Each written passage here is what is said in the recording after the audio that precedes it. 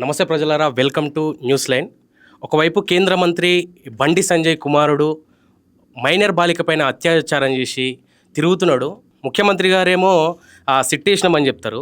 ఆ SIT incharge గారు ఎక్కడైనా దొరికితే పట్టుకుంటామని చెప్పేసి చాలా సునాయాసంగా చెప్తున్నారు. చూద్దాం, అడిగి తెలుసుకునే ప్రయత్నం చేద్దాం. మనతో పాటు పృథ్వీరాజ్ అన్న గారు ఉన్నారు. అసలు ఈ కేసు వివరాలు ఏంటి, ప్రభుత్వం ఏ విధంగా స్పందిస్తుందో ఒకసారి అడిగి తెలుసుకునే ప్రయత్నం చేద్దాం. అన్న నమస్తే. నమస్తే. జై తెలంగాణ. జై తెలంగాణ. ఏంటన్నా పరిస్థితి?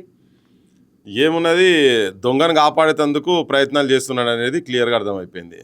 సరే, ఇప్పుడు దొంగ అని అన్నందుకు దొంగ నిజంగా అవునా కాదా అనేటందుకు నీకు ఆ పిటిషన్లనే చెప్పారు. ఒక మైనర్ బాలిక మీద కేంద్ర హోంశాఖ సహాయ మంత్రి కొడుకు భగీరథ 16 ఏండ్ల అమ్మాయి, 17 ఏండ్లు ఇప్పుడు అయినట్టున్నది. 10వ తరగతి పాస్ కాగానే అప్పటి నుండి మొదలు జస్ట్ ఒక దోస్తు దగ్గర కలిస్తే, ఒక కేఫ్లో ఎక్కడో కలిస్తే ఆడ పరిచయం పెంచుకొని దాన్ని స్నేహితం అన్నాడు. స్నేహితం తర్వాత మళ్ళీ ఏం దుర్బుద్ధి పుట్టిందో లవ్ అన్నాడు. లవ్ తర్వాత సరే తర్వాత ఇంకేమేమో అవి ఒకటి చిన్న ప్రయత్నాలు చేసిరని చెప్పని అందులో పెట్టిరు. దాని తర్వాత మళ్ళీ ఏమేందో పెళ్లి అన్నారు. 18 ఏళ్ళు కాగానే పెళ్లి చేసుకుంటా అది అని చెప్పని చెప్పిండు అన్నారు. మొట్టమొదలు ఇక్కడ జనం అర్థం చేసుకోవాల్సింది, తర్వాత ప్రభుత్వాలు కూడా కావచ్చు, అందరూ అర్థం చేసుకోవాల్సింది, మైనర్ అమ్మాయి తోటి అది మళ్ళీ ఏ హై ప్రొఫైల్ ఉన్నటువంటి బండి సంజయ్, జనానికి రక్షణ ఉండాల్సినటువంటి వ్యక్తి, ఆయన కొడుకుతోటే మైనర్ బాలికకు రక్షణ లేకుండా పోయింది. దాన్ని కాపాడే ప్రయత్నము రేవంత్ రెడ్డి చేస్తున్నాడు. అది చాలా స్పష్టంగా ఉంది. ఇక్కడ 4 రోజుల తర్వాత మళ్ళీ సిట్టేసుడు ఏందో నాకు అర్థం కాలేదు అసలు. ఫస్ట్ నేను అదే అడుగుదాం అనుకుంటున్నా. నరేంద్ర మోడీ గారి పర్యటన తర్వాత ఆ సభ ఇలాంటి డిస్టర్బెన్స్ లేకుండా ఏదో అనుకుంటే తప్పదు అనే పరిస్థితిలో ఈ కాంగ్రెస్ ప్రభుత్వం వ్యవహరిస్తున్నట్టు కనిపిస్తుంది. దానిపైన పూర్తి ఉద్దేశం ఏంటి మీది? ఇప్పుడు నాకు కూడా డౌట్ ఏంది, ప్రజలకు కూడా డౌట్ వస్తుంది. చాలామంది చెప్తున్నారు ఏంటంటే, అసలు ఈడున్నది బీజేపీ ప్రభుత్వమా కాంగ్రెస్ ప్రభుత్వమా? మన రేవంత్ రెడ్డి నరేంద్ర మోడీ పార్టీకి సంబంధించినోడా లేకపోతే రాహుల్ గాంధీ పార్టీకి సంబంధించినోడా అర్థమైతలేదు. సో అది చాలా క్లియర్గా ఉంది. ఇంకోటి ఇక్కడ యాక్చువల్గా ఏంటంటే, జనానికి న్యాయం జరగాలన్నా ఆ మైనర్ బాలిక మీద చేసినటువంటి అత్యాచార కంప్లైంట్ ఏది ఉందో ఆ పాపకు, ఆ కుటుంబానికి న్యాయం జరగాలన్నా లేకపోతే ఈయన మీటింగ్ మంచిగా జరగాలన్నా? ఇది ఎక్కడ కథ? దేశంలో ఏం జరుగుతున్నా ఏది ఉన్నా కానీ బయట అయితే పెట్టాలి కదా. ఇప్పుడు క్లియర్గా రేవంత్ రెడ్డి ఇప్పుడు మంచి నిన్న మొన్న చాలా జనం లోపల బాగున్నది ఆర్ఎస్ బ్రదర్స్ అని, అంటే రేవంత్ అండ్ సంజయ్ బ్రదర్స్ వీళ్ళిద్దరు చాలా దగ్గరి అన్నదమ్ములు లెక్కనే అని. ఒక దగ్గర చిన్నప్పుడు గోళీలు ఆడుకొని తిరిగినోడు, నువ్వు ఏం చేసినా నేను కాపాడతా, కాంగ్రెస్ బీజేపీ 2 పార్టీలు ఒకటేనా అన్నంత స్థాయిలో తీసుకుపోవడం అయితే నాకైతే చాలా దుర్మార్గం కనబడుతుంది ఇలా. ఓకే, ఒకవైపు అన్న ఆంధ్రప్రదేశ్లో ఫన్ బకెట్ భార్గవ్ సేమ్ ఇలాంటి ఫోక్సో కేసే ఫైల్ అయితే ఇమీడియట్లీ అరెస్ట్ చేయడం జరిగింది. అతనికి ఒక న్యాయం, ఇప్పుడు బండి సంజయ్ కుమారుడికి బండి భగీరథకు ఒక న్యాయం లాగా ఏమైనా కనిపిస్తుందా? ఆయన అక్కడ ఇమీడియట్లీ అరెస్ట్ అవుతాడు ఎట్లా, ఈయన పైన షిట్ వేస్తారు ఎట్లా? దీన్ని ఏ విధంగా చూస్తున్నారు? ఇప్పుడు ఇక భారతదేశంలో ఒక నానుడి ఉన్నది, చట్టం ఉన్నోనికి చుట్టం అని. ఓకే, అధికారంలో ఎవరున్నారో వాళ్ళందరూ ఒకటే. పెద్ద మనుషులు వాళ్ళ ఇండ్లల్లో వాళ్ళు ఏం చేసినా కానీ సామాన్యునికి ఒక తీరుగు ఉంటుంది, పలుకుబడి ఉన్నోనికి ఒక తీరుగు ఉంటుంది. ఇప్పుడు వాళ్ళే కదా చట్టాన్ని నడపాల్సింది, రాజ్యాంగాన్ని నడపాల్సింది, ప్రజల హక్కులను గౌరవించి వాళ్ళకి ఇవ్వాల్సినటువంటి బాధ్యతాయుతమైనటువంటి స్థానంలో ఉన్నటువంటి వాళ్ళే వాళ్ళ ఇండ్లలోనే ఇట్లా జరిగిన తర్వాత ఇంకా జనం ఎవరికి చెప్పుకోవాలి అసలు? అందుకని వాళ్ళు బరాబర్ ఏంటంటే, అసలు ఈ కేసు పోక్సో చట్టమే చాలా అదేంటంటే ఎక్కడ కూడా లూప్ హోల్స్ లేకుండా ఇటువంటిది జరుగుతాయి. మైనర్ బాలికల మీద అత్యాచారాలు కనుక జరిగే పరిస్థితి కనుకుంటే, నువ్వు చేయి పట్టుకొని గుంజినా, నువ్వు ఇంకేం చేసినా అది చాలా తీవ్రమైన పరిణామాలు చూపించేటువంటి చట్టం అది. సో అది నువ్వు వెంటనే అరెస్ట్ చేయాలి కదా. ఇంకొకటి ఇక్కడ ఏంటంటే, ఇదే బండి సంజయ్ గతంలో ఇదే పోక్సో కేసు గురించి వాల్ రైటింగ్లో రాసి పెట్టి నేను పోక్సో అనే దగ్గర ఉండి ఉన్నాడు కదా. అదే బండి సంజయ్ ప్రభుత్వాలను ప్రశ్నించిండు, నువ్వు ఎవరు చుట్టం అని చేస్తావు, వెంటనే 164 కింద నువ్వు స్టేట్మెంట్ రికార్డ్ చేయాలి ఇదని అన్నాడు. ఉన్నాయి కదా అవన్నీ. రేవంత్ రెడ్డి కూడా ఇంతకుముందు గవర్నమెంట్ మీద అదే మాటలు మాట్లాడాడు. మరి ఇలా ఏమైంది, వీళ్ళకి ఏమైంది? వాళ్ళ కాడికి వచ్చి సార్ ఇప్పుడు ఇక్కడ 2-3 కోణాలు ఉన్నాయి. ఒకటి, రేవంత్ రెడ్డి మొత్తం కంప్లీట్గా ఇక్కడ కాంగ్రెస్ గవర్నమెంట్ మొత్తం ఢిల్లీలో ఉన్నటువంటి బీజేపీ గవర్నమెంట్కు దాసోహం అయిపోయింది. మరి ఇలా ఏమేమి లాలూచులు ఉన్నా మనకైతే దొరకలేదు. అక్కడ పైన వాళ్ళు కలిసినా తెలియదు, లేకపోతే ఈయన ఓటు నోటు కేసు బిడ్డ అని చూస్తా పిసికి పారేస్తా గొంతు పిసుకుతా అన్నారో ఏమన్నారో, మరి అట్లా కాంప్రమైజ్ అయిందా తెలుస్తలేదు. కానీ ఇప్పుడు మొన్న కూడా రీసెంట్ కూడా ఇదే ముఖ్యమంత్రి అన్నాడు, ఏమన్నా ల్యాండ్ ఆర్డర్కి సంబంధించినటువంటి ఎటువంటిది ఉన్నా కానీ హై ప్రొఫైల్ ఉన్నటువంటి వాళ్ళు ఎవరైనా ఉండేది ఉంటే సెలబ్రిటీస్ ఫ్యామిలీస్ ఎవరైనా ఉన్నా కానీ చాలా తీవ్రంగా దాని తర్వాత మొన్న అన్నాడు 15 రోజుల కింద మాట్లాడినానే మాట్లాడుకుంటూ చెప్పిండు నేను దాన్ని చాలా తీవ్రంగా పరిగణిస్తా ఇక్కడనే మన అది కట్టిరుగా బంగ్లా కట్టిరుగా ఇక్కడ దాంట్లో పోలీసు వాళ్ళ బంగ్లా కట్టిరుగా దాంట్లో మాట్లాడుకుంటా చెప్పిండు కదా. సో అప్పుడు అన్నాడు చూడ జనం కూడా అబ్బా నిజంగానే చేస్తారు కావచ్చు అది దాన్ని ఇవన్నీ ఉట్టి ముచ్చట్లు 15 రోజులు తిరగలేదు నీకు కేసు వస్తే నువ్వు 4 రోజులు 5 రోజులు అయింది 5 రోజులు అవుతుంది కావచ్చు ఇవాళకి నువ్వు కాపాడే ప్రయత్నం చేస్తున్నావు ప్రజలను పిచ్చోళ్ళ ప్రజలకు తెలుస్తలేదా.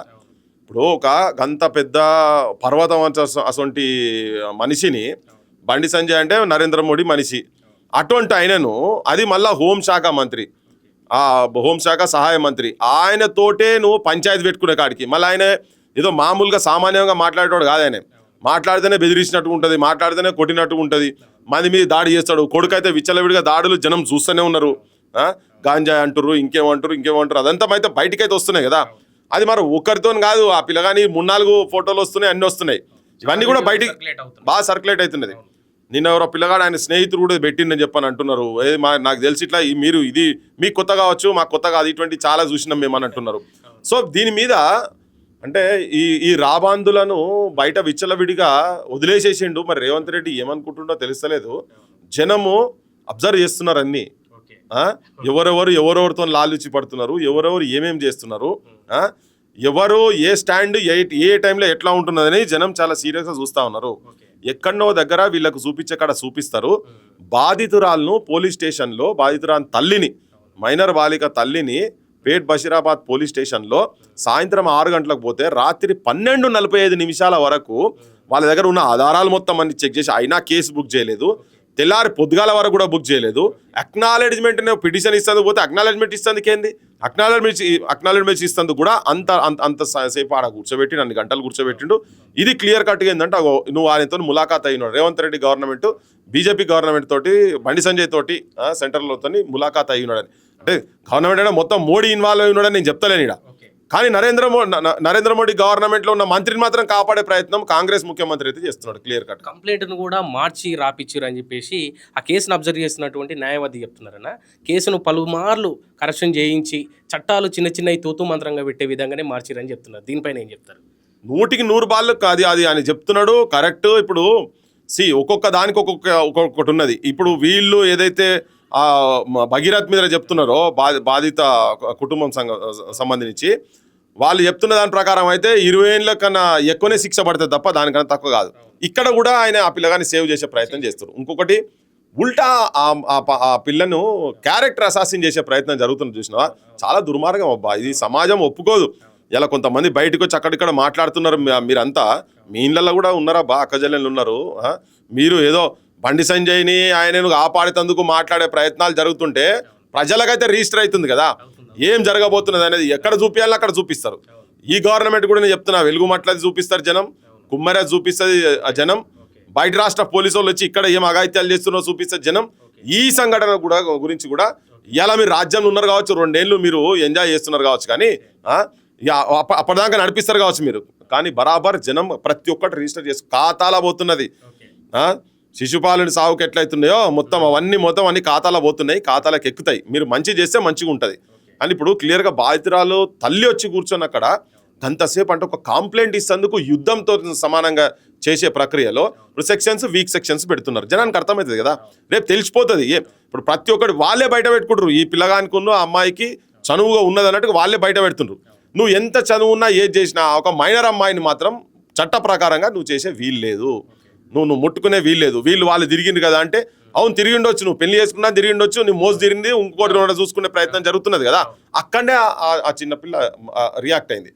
10వ తరగతి పాస్ కాగానే లండన్కు పోదామని చెప్పని ఒక అద్భుతమైన భవిష్యత్తు గురించి ఆలోచన చేసి ఇంట్లో కావచ్చు ఆ పిల్ల కావచ్చు సోపతలతో మంచిగా పోయి ఫర్దర్ స్టడీస్ హయ్యర్ స్టడీస్ మంచిగా చేయాలనే ఆలోచనతో ఉంటే ఈ పిల్లగాడు పరిచయం అయ్యి మొత్తం ఆ అమ్మాయిని బయటికి పోనీయకుండా చేసి నేను ఇక్కడనే ఉండని చేసి ఎంబడబడి పెళ్లి చేసుకుంటా అని లాస్ట్కు బ్రేకప్లు అవన్నీ చాలా విషయాలు రేపు పొద్దుగల బయట పడేటివి ఉన్నాయి. అవన్నీ వాళ్ళు బయట పడేస్తారు. అయితే ఒక్కటేందంటే ఇప్పుడు జనరల్గా ఒక జడ్జి ఉన్నాడు అనుకో ఆ జడ్జి ఆయనకు సంబంధించినటువంటి సుట్టపోళ్ళు కావచ్చు వాళ్ళ ఇంట్లో కావచ్చు దానికి సంబంధించి దగ్గర వాళ్ళు ఎవరన్నా కేసు వాళ్ళ సంబంధించినటువంటిది ఉంటే ఈయన జడ్జిమెంట్ కాడ కూర్చోవద్దు, ఆ కేసు ఇంకోరికి పోతుంది. సేమ్ ఇప్పుడు ఏదన్నా నౌకర్ల కాడ ఉన్నా కానీ, ఇంటర్వ్యూ టీంలో ఉన్నా, లేకపోతే ఆ రిక్రూట్మెంట్ దాంట్లో హెడ్ ఉన్నా కానీ, ఇప్పుడు ఇక్కడ కూడా ఏమవుతుందంటే ఈయన ఇన్ఫ్లుయెన్స్ చేస్తాడని. ఇప్పుడు ఈయన సొంత కొడుకుదే కేసు ఉన్న తర్వాత ఆయన మంత్రి పదవి అసలు ఎట్లా కంటిన్యూ అవుతాడు? ఒకవైపు రామచంద్రరావు బీజేపీ ప్రెసిడెంట్ తెలంగాణ, రామచంద్రరావు వాళ్ళ కుటుంబ ఇష్యూ, అది వాళ్ళ ఆ ఫ్యామిలీకి సంబంధించిన ఇష్యూ, మా మంత్రికి ఏం సంబంధం, మా మంత్రికి మా పార్టీకి సంబంధం లేదని చెప్పేసి నిన్న ప్రెస్ మీట్ పెట్టి చెప్పడం జరుగుతుందన్న. దీనిపైన రామచంద్రరావు గారికి ఏ విధమైన అది చెప్తారు? రామచంద్రరావు ఏమనుకున్నాడంటే పిల్లి కళ్ళు మూసుకొని పాలు తాగితే జనానికి ఎవరికి అర్థం కదా అనుకుంటున్నట్టున్నది. ఆయన చాలా తెలుగులో లెక్క, ఆయన కూడా అడ్వకేటే కదా. ఇప్పుడు ఈ ఉదాహరణ, జడ్జి ఉదాహరణ ఆయనకు కూడా తగులుతుంది, ఆయనకు కూడా తగులుతుంది. రామచంద్రరావు గారు ఆ పిల్లగాడు మైకు పట్టుకొని బీజేపీ కండువాలు వేసుకొని ఉపన్యాసాలు దంచిండు. ఆ పిల్లగాడు నరేంద్ర మోడీ దగ్గరికి, భగీరథ అన్న పిల్లగాడు నరేంద్ర మోడీతో చేతుల చేయి కలిపిండు. నరేంద్ర మోడీ తన చేతితోని భుజం ధరిచినటువంటిది. ఆ పిల్లగాడు ఏందని ఆడిదాకా పోగలిగిండు. దీనికి ఆన్సర్ చేయబ్బా, నువ్వు కుటుంబం అని మాట్లాడుతున్నావు కదా. ఆ పిల్లగానికి అంత ఆత్మవిశ్వాసం ఎట్లొచ్చింది? రోడ్ల మీద పడి, కాలేజీల మీద పడి, అడ్డగోలుగా ఎవరిని పడితే ఆయన కొట్టుడు, దాదాగిరి చేసుడు. ఈయన కూడా, మా బండి సంజయ్ కూడా గుండా లెక్కనే మాట్లాడతారు కదా, ఆయన మనిషి లెక్క ఇప్పుడు మాట్లాడతారా?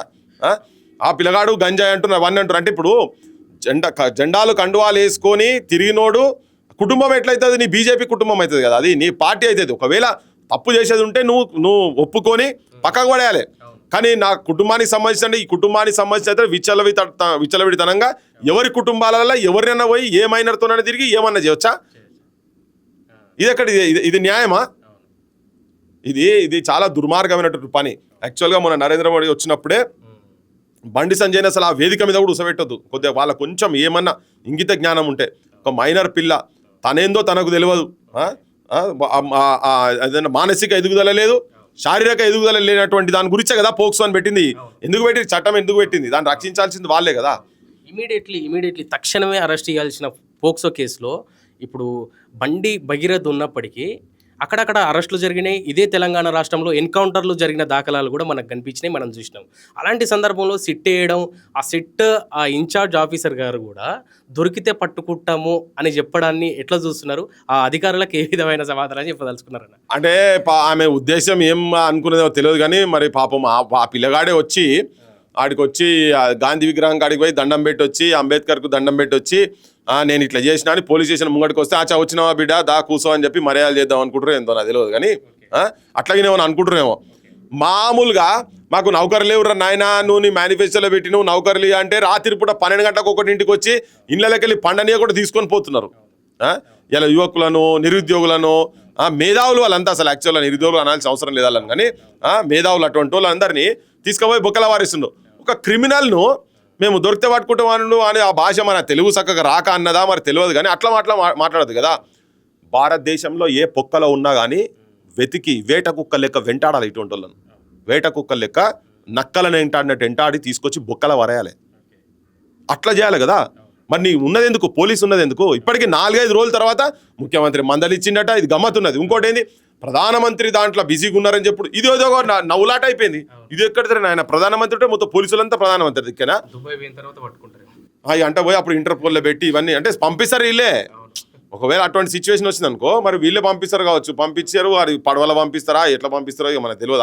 అక్కడ ఆ స్థాయి కాడికి వస్తే తెలియదు. కానీ అసలు వెంటనే ఇది ఏ చేసినా అల్టిమేట్గా నేనేమనుకున్నా, కుట్రలన్నీ బయటపడతాయి. బరాబర్ కుట్రలన్నీ బయటపడతాయి. ఎక్కడ ఆగే సవాలే ఉండదు. నువ్వు ఏ ప్రభుత్వాలనైతే నువ్వు గతంలో క్వశ్చన్ చేసినావో ఇప్పుడు నువ్వు కూడా అది ఇంప్లిమెంట్ చేయాలి కదా. నువ్వు చేసిన వాళ్ళ తిరిగా నువ్వు కూడా అంతే కదా. నువ్వు సేమ్ దొందే అన్నట్టే కదా. అప్పుడు జరిగినాయి, ఇప్పుడు జరుగుతున్నాయి. కానీ క్లియర్గా ఏంటంటే, ఒక మైనర్ బాలిక మీద ఇంత అఘాయిత్యం చేసిన తర్వాత అది ఒక సెంట్రల్ హోమ్ మినిస్టర్ అయి ఉండి తెలిసి కూడా ఆమె వచ్చి ఆడ కంప్లైంట్ ఇచ్చిందంటేనే గవర్నమెంట్ ఇమ్మీడియట్ సెక్యూరిటీకి వెళ్ళిపోవాలి, కూర్చోవాలి. అవసరమైతే ఫాస్ట్ ట్రాక్ కోర్టు పెట్టి వెంటనే దీన్ని ఇప్పటి నుంచే దాన్ని నడిపించి, ట్రయల్ నడిపించి దోష అనేది తేలిపోతుంది కదా. అది ఎవరని చెప్పేది కాదు. కానీ ప్రైమా ఫెసీగా మాత్రం ఆల్ ఎవిడెన్సెస్ ఉన్నాయి. నువ్వు తిరిగిపోయినవి ఉన్నాయి, చాలా ఫోటోలు పెడతారు. ఆమె కూడా అన్నం తినిపించారు, కరెక్టే కదా. నీది నువ్వే ప్రూఫ్లు బయట పెడుతున్నావు. ఆమె మైనర్ కదా. మైనర్తో నువ్వు అట్లా చనువు ఉండేది లేదు, ఆ పిల్లకి తెలియదు. అందుకని చట్టం అందుకే కదా ఉన్నది. మేజర్ మైనర్ అడల్ట్ సేవలు చేయించుకున్నాడు మైరాన్. సేవలు చేయించుకున్నాడు ఆయన, మొత్తం ఆయనే అసలు వీళ్ళకి ఎవడు అడ్వైజ్ చేస్తున్నావు కానీ మంచిగానే ఉన్నది. అన్ని బయట పెట్టుకుంటారు, వాళ్ళే బయట పెట్టుకుంటారు, మొత్తం వాళ్ళే బయట పెట్టుకుంటారు, జనం దగ్గర వాళ్ళే బయట పెట్టుకుంటారు, లీగల్గా కూడా ఇరుకుతున్నారు. కరెక్టే, ఇరకాల్సిన అవసరం కూడా ఉన్నది. ఏం లేదు ఎందుకని ఇక చెప్పుకుంటా పోతే ఎట్లుంటుంది అంటే, కనకము సింహాసనం మీద సునకమును కూర్చుండబెట్టి శుభలగ్నంలా చేస్తే ఒక గట్నే ఉన్నది. బండి సంజయ్ పరిస్థితి గట్నే ఉన్నది. నాకేందంటే ఇది ఈ కంప్లైంట్ ఇచ్చిన తర్వాత కూడా 4-5 రోజులు జరుగుతుంటే కూడా ఇంకా వాళ్ళు అట్లా ఆ బిహేవియర్ని బట్టి నాకు మంచిగా అనిపిస్తలేదు. ఇంకోటి వీళ్ళు మాట్లాడితే జై శ్రీరామ్, రామ్ లక్ష్మణ్ జానకి జై బోలో అని మానకి అని ఎన్ని అసంటోళ్ళు మాట్లాడు కరెక్ట్ కాదు నైనా. మేము మాట్లాడతాం, మా అసంటోలో మాట్లాడతాం. మేము కూడా జై శ్రీరామ్, బరాబర్ జై శ్రీరామ్ అంటాం కదా. రామరాజ్యము అంటున్నారు, ధర్మము అధర్మం గురించి మాట్లాడుతున్నావు. నేను ధర్మంగా ఉంటానా, నేను ధర్మంగా ఉంటానే, నా పంతా ధర్మమనా, నేను ఏబీవీపీకి వెళ్ళి తర్వాత ఆర్ఎస్ఎస్కి వెళ్ళి వచ్చినోనా, భుజాల మీద జెండాలు మోసినోనా అన్నాడు. మైనర్ బాలిక మీద నీ కొడుకు అత్యాచారం చేసిందని చెప్పి కంప్లైంట్ వచ్చిన తర్వాత అది ధర్మమా? దాని తర్వాత నువ్వు ఆ కుటుంబాన్ని బెదిరించే ప్రయత్నం చేసినావు కదా, అది ధర్మమా? నిర్మల్ పోలీసులో వచ్చి వీళ్ళ ఇంటికి వచ్చిపోయింది కరెక్టా కాదా? తర్వాత అది అయిపోయిన తర్వాత నీ దగ్గర ఉన్న ఒక పాత్రికేయుని తీసుకొని గతంలో V6లో పనిచేసినానే నీ దగ్గర ఉన్నాడు సంగప్ప ఆయన వచ్చి వీళ్ళని తీసుకపోయి ఆ కుటుంబాన్ని తీసుకపోతే చాలా హ్యూమిలియేట్ చేసినట్టు, చాలా అవమానకరంగా మాట్లాడారు. అక్కడ వాళ్ళు డిస్టర్బ్ అయిపోయారు. పెద్ద మనిషి లెక్క మాట్లాడి పంపించాలి కదా, అది కాదు. అది అట్లా మాట్లాడకుండా హ్యూమిలియేట్ చేసే వరకు వాళ్ళకి ఇంకా బాధ అనిపించింది కదా. మరి నువ్వు అక్కడ దాకా పోయినావు, నువ్వు హ్యూమిలియేట్ చేసినావు, ఇది రివర్స్ అయింది నీకు మొత్తం. ఒక మైనర్ బాలిక మీద నీ కొడుకు ఇట్లా చేసిన తర్వాత ఇది నేను అడుగుతున్నా, ఇది ధర్మమా అధర్మమా? నువ్వు అంటున్నావు భుజాల మీద అని. చాలా మంది ఇప్పుడు నాకు నచ్చొచ్చు నచ్చకపోవచ్చు, ఐడియాలజీస్ ఓకే డిఫర్ అవుతాం. సో కొన్ని ఏళ్ళకెళ్ళి యూనివర్సిటీలల్లో, ఉస్మాన్ యూనివర్సిటీ కావచ్చు, కాకతీయ యూనివర్సిటీ కావచ్చు, డిఫరెంట్ యూనివర్సిటీస్లల్లో మాకు ఐడియాలజీ నచ్చొచ్చు నచ్చకపోవచ్చు, కానీ వాళ్ళు అనుకునే ఐడియాలజీ ఏబీవీపీ కావచ్చు, ఆర్ఎస్ఎస్ కావచ్చు, ఇంకా డిఫరెంట్ ప్లాట్ఫామ్స్కి వెళ్ళి మేమేదో దేశం గురించి పనిచేస్తున్నామని చెప్పి వాళ్ళు అనుకున్నాడు. చాలామంది అట్లా అంటే వాళ్ళు నమ్మిన సిద్ధాంతానికి నిజాయితీగా పనిచేసుకుంటూ పోయిన వాళ్ళు చాలామంది ఉన్నారు. వాళ్ళు ఎవరు ఏ స్థాయిలోకి పోలే, కొంతమంది చచ్చిపోయారు కూడా, ఆ ఫ్రిక్షన్లో చచ్చిపోయిన వాళ్ళు కూడా ఉన్నారు. కానీ వాళ్ళందరూ కాదని ఇప్పుడు వాళ్ళ త్యాగాల మీద ఇటువంటి వాళ్ళు వచ్చి మంత్రుల కాడి దాకా అక్కడ దాకా పోయినరు. పోనీ పెద్ద చదువులు చదువుకున్న వాళ్ళు కూడా కాదు, త్యాగాలు ఒకవైపు అయిపోయినాయి, భోగాలు ఒకవైపు అయిపోయినాయి ఇటువంటి వాళ్ళ తోటి. సో ఇట్లా వచ్చి నేను గల్లీకెళ్ళి వచ్చినానా, నేను ఇవి జెండాలు మోసినా అని అట్లా జెండాలు మోసిన వాళ్ళు చాలామంది ఉన్నారు. ఆ గల్లీకెళ్ళి వచ్చిన వాళ్ళు అబ్దుల్ కలాం లెక్క చాలామంది పైకి పోయిన వాళ్ళు ఉన్నారు. నీ ప్రధానమంత్రి కూడా నువ్వు చెప్పింది ఏంటిది, ఛాయ్ అమ్మే ఆడదానికి వచ్చిండు కదా, కానీ ఇవన్నీ పనులు ఏమన్నా వీళ్ళందరూ ఎవరు చెప్పారు కదా. అది చెప్పకుంటే ఏంటంటే ఇప్పుడు వాళ్ళు కూడా ఇటువంటి వాళ్ళకేం ఇన్ఫర్మేషన్ ఇస్తారో తెలియదు, కానీ ఇటువంటి వాళ్ళని సేవ్ చేసి కూడా తప్పే కదా. ఇట్లున్నప్పుడు సేవ్ చేసి కూడా తప్పే. అంటే నువ్వు మంచి చేసేందుకు నువ్వు ఆడదాకా నీ ఎదుగుతున్న క్రమంలో ఎదుగుదలలో జనానికి మంచి చేయాలి, జనానికి న్యాయబద్ధమైనటువంటి సంస్కారం అయినటువంటి పాలన చేయాలి. నువ్వు రాముని పేరు చెప్పుకొని అధర్మాలు చేస్తున్న దాంట్లో ఉన్నావు. చాలా మందికి అదే రామరాజ్యం రావాలని చెప్పి మా సొంతలో కూడా ఉన్నది, అందరికి ఉండాలి, అది మనం కోరుకునేది అది కదా. కానీ నువ్వు అట్లా చేస్తావు, నువ్వు రాక్షస రాజ్యం చేసినట్టుగా ఉన్నది. ఇప్పుడు ఇక్కడ పిశాచుల రాజ్యం చేస్తున్నట్టు ఉన్నది ఈ కథ. ఇక్కడోళ్ళు అట్లే ఉన్నారు, అక్కడోళ్ళు అట్లే ఉన్నారు. ఎట్లా తిరుగుతాడు బండి సంజయ్ కొడుకు? ఇటువంటి అంటే పోక్సో చట్టం కింద కేసు నమోదు అయిన తర్వాత 5 రోజులు ఫ్రీగా ఎట్లా తిరుగుతాడు?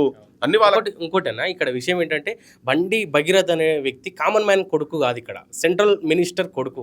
ఆయన పూర్తిగా పోలీసుల ఆధీనంలో వాళ్ళ కనుచూపు మేరలో ఉంటారు కంపల్సరీగా, సెక్యూరిటీ రీజన్స్ తోటి. ఇన్ని పోలీసుల కళ్ళ నుంచి తప్పించుకొని బండి భగీరథ ఎటు వెళ్ళిపోవచ్చు దొరకకుండా ఫోన్ స్విచ్ ఆఫ్ పెట్టి. అసలు ఈ పోలీస్ వ్యవస్థ ఎట్లా ఉందంటారు తెలంగాణ? ఇప్పుడు నువ్వు అన్న దాంట్లోనే ఆన్సర్ ఉన్నది ఏంటంటే, ఆయన వాళ్ళ దగ్గర, అందుకే ఆయనే రావాలి, ఆయనే వచ్చి పోలీస్ స్టేషన్ ముంగట నిలబడితేనే ఆయన అరెస్ట్ చేస్తారనేది పోలీసు వాళ్ళు చెప్పగానే చెప్తున్నారు కదా. దానికి రేవంత్ రెడ్డి వాళ్ళ కలిసే ఉన్నాడు కదా. రేవంత్ రెడ్డి బండి సంజయ్ అంతా ఒకటే గవర్నమెంట్లో మంత్రులు ఎక్కువ ఉన్నారు.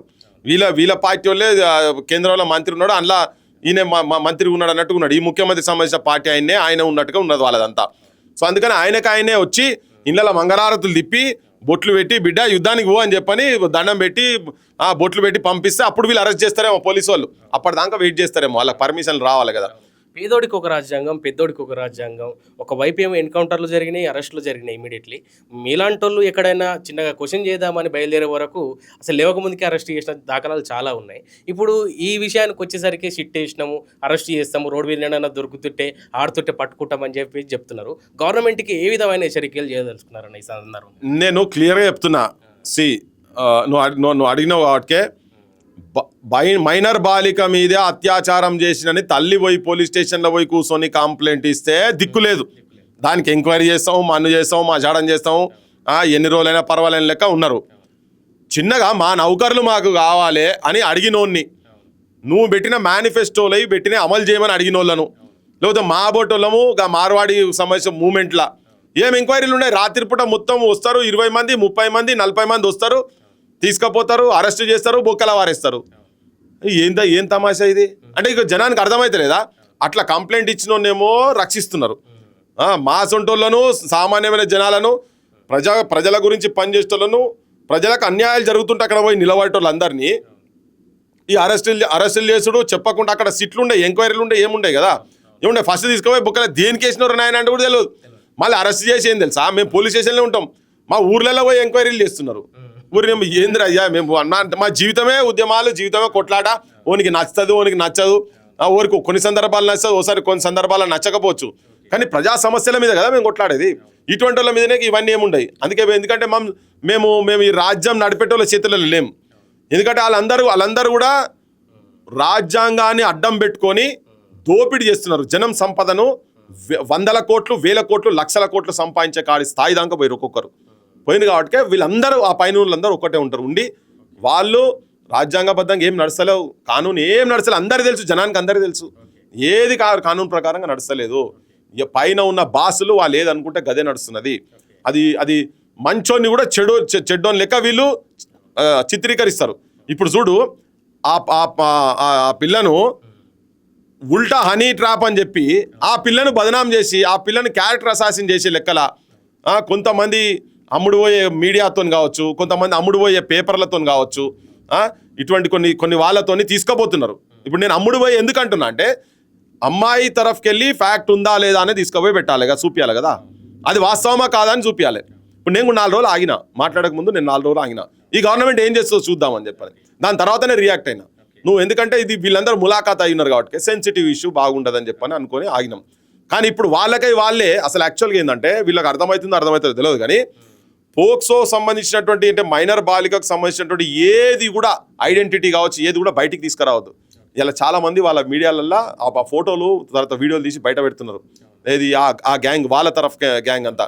మరి ఆయనకు బండి సంజయ్కి తెలిసి జరుగుతుందా తెలియక జరుగుతుందా నాకు ఎరకలే. కానీ ఇప్పుడు వాళ్ళందరి మీద రేపు పొద్దుగాల కేసులు పెట్టాలి. ఎవరెవరైతే మైనర్ బాలికల ఐడెంటిటీ బయటికి పెడుతుండ్రో వాళ్ళందరి మీద కూడా కేసులు అవుతాయి. అది వాళ్ళకి తెలుసో తెలియదు నాకు తెలియదు అది.